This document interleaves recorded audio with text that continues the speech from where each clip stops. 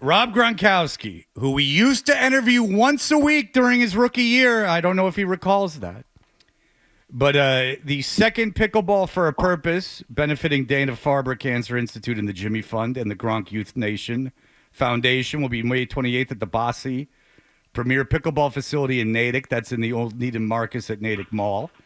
And Hardy will be playing in that. And they're looking to raise $15,000. You can find out about it at 985thesportshub.com. Rob, it's been a very, very long time. Hello, Rob Gronkowski. Yes, guys, it's been a while, but it's been a pleasure when I was on with you guys my rookie year, and now we're back. How long has it been? 15 years now? Do you remember doing the show once a week? Mm-hmm. Yes, I do. I vaguely remember, but I do remember doing it. I forgot who got me onto the show and what the reasoning was while I was going on. Well, we were paying you. But I do remember going that's we were paying you money, and you weren't rich yet. Yeah, I know, but who... Yeah, you're right. You guys were paying me to go on, but I can't recall who brought the deal to me. Who cares? If you guys can remember that. I don't remember. Rob, you actually came on a version of the show about a year ago at the Marathon. Fred wasn't here, but it was me, Hardy, and it was John Wallach. Yeah. And it was before you were going over to Fenway to throw out the first pitch, and we had the conversation about what you should do on the mound that day. And what you did ended up going viral, just like we predicted it would. Mm-hmm. Yes, I do remember that. You're the one who gave me the idea to spike the first pitch, and I thought that was brilliant as well when you told me to do that, prior to the Boston Marathon race when we were hanging out. So thank you for the idea. All credit to you, baby. Oh, all right. Well, nice. Rob, there was breaking news right before you joined us. I'm not making this up. This is real breaking news, I swear to God. That it has come out from North Carolina that Jordon Hudson, Bill Belichick's girlfriend, has been banned from all North Carolina football facilities. Is this real news? I swear to God, it's real news from Pablo Torres. It's really going on. I swear to God. I'm not screwing with you. Well, I can tell you this right now. Jordon and Coach Belichick are not banned from Pickleball with a Purpose. You have learned so much about media. How much are you in? She wants to. That's fine. She can sign Bill up right now, and Pickleball does not discriminate on age either. There's so everyone can play. That's right. It's for old people and young alike. All right, but I have to ask you this: you have to be loving. You have to love this, and I know Hoyer admitted it. Nankovich has admitted it. You guys have group chats where this is all got to be very fun for you. This whole Belichick thing. You have to be at least laughing. You're a fun guy. You've got a good sense of humor. With all the way he was, this has got to be kind of fun for you. Funny. Mm-hmm. It is, and back of your head, too, you're just thinking to yourself as well. Like, when you were on the Patriots, the whole goal was to eliminate all the distractions that can possibly happen, while you're on the team. And don't bring those distractions to the team and in the locker room.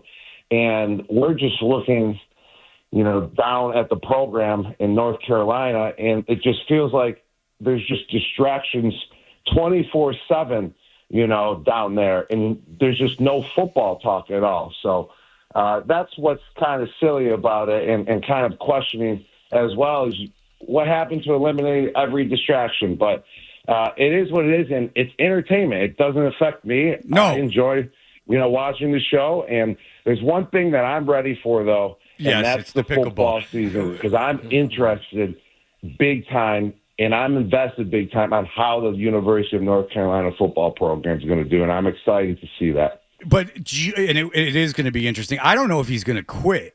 Do you think there's any way he would quit? Because it's embarrassing, and again, Gronk, this is real news. I wouldn't do that to you. I like you. Mm-hmm. I wouldn't screw with you. Do you think there's a way, just knowing him, that he would quit? Because this is all very embarrassing. I mean, would you quit? Mm-hmm.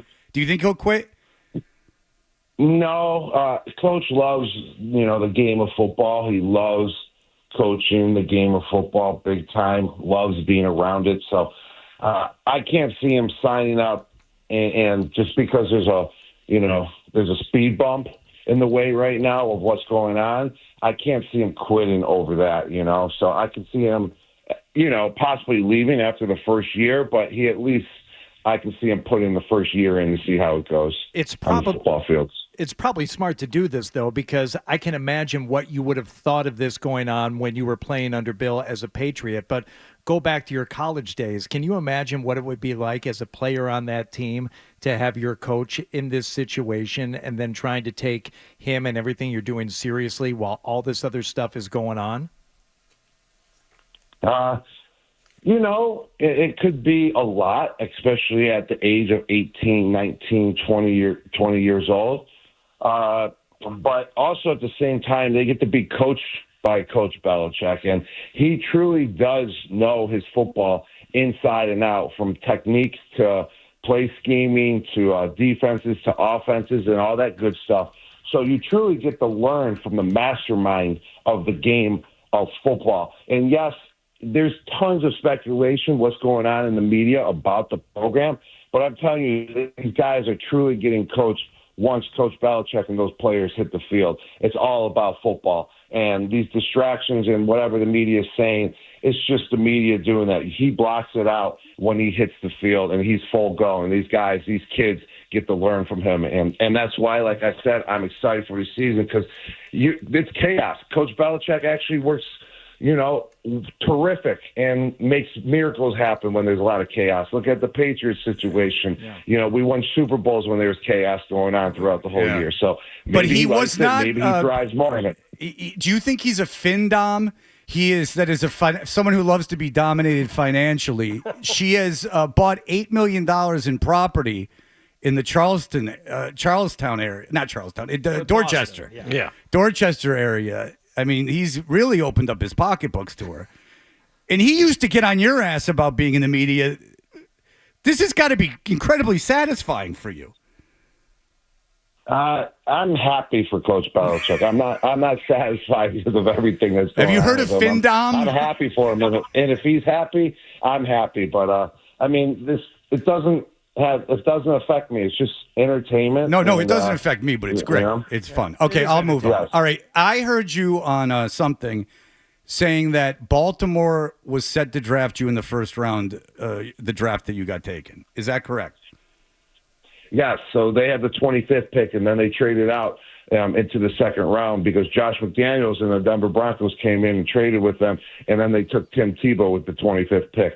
And then the Baltimore Ravens were going to select me at the 43rd pick, but then the New England Patriots came in and they traded out with at the time the Oakland Raiders, and they got me right there at the 42nd pick.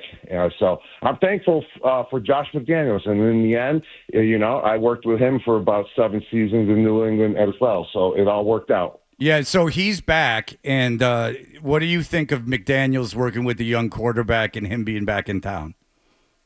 Oh, I think that's a great fit. I was a big advocate of Josh McDaniels going back and being the offensive coordinator as well for the New England Patriots, because he's got that experience, with a quarterback and how to develop one. He did it with Tom Brady when, Tom was a younger guy, and now Drake May's a younger guy. He knows the techniques and how to teach defense to these quarterbacks. And I feel like he was the best fit by far to be the offensive coordinator for the Patriots. So they're going to do some damage this year in a good way.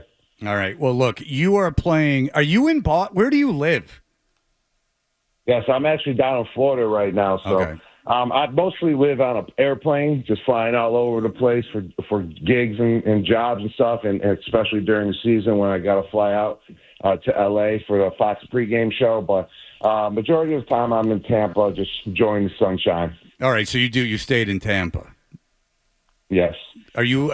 Is Mons Venus still there? Yes, it is. Okay. It is. It's actually right next to one of my restaurants. I have a restaurant, Green Lane, and it's right next to it.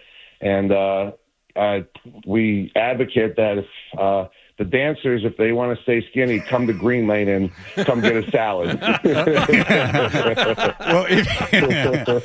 Well, there's another way they could stay skinny too. But if you, or a few ways. But if you do you serve alcohol at Greenland, because they don't at Mons Venus? No, okay, we don't. you don't. All right. It's a salad and wrap quick service restaurant. There's no alcohol served. All right. That's a shame. Because that was when I'm an older man than you, but when I went to college in Florida, and when I was there, that was a full contact strip club. It was a very exciting place for a young man to go.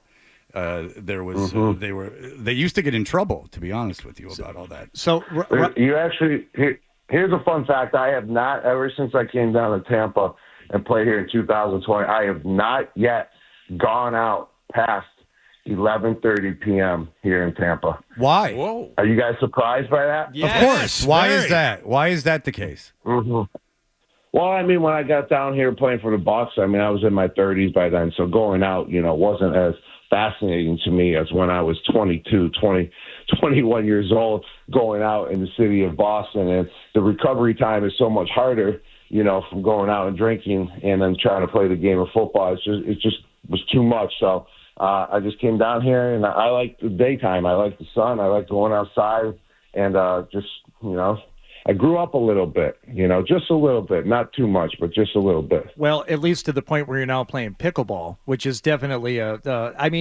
people of all ages play it, Rob. But when they ask me, because I'm one of maybe two people at the station who actually play, if I was interested in this, I'm like, yeah, I love Rob and love pickleball. Is this something that you do regularly? Like, what am I in for? How good are you? I'm just all right, I get the job done. I'm not like the superstar out on the court. And one thing that I have an advantage of over everyone else is my length. So you can't really hit the ball by me or shoot it over my head.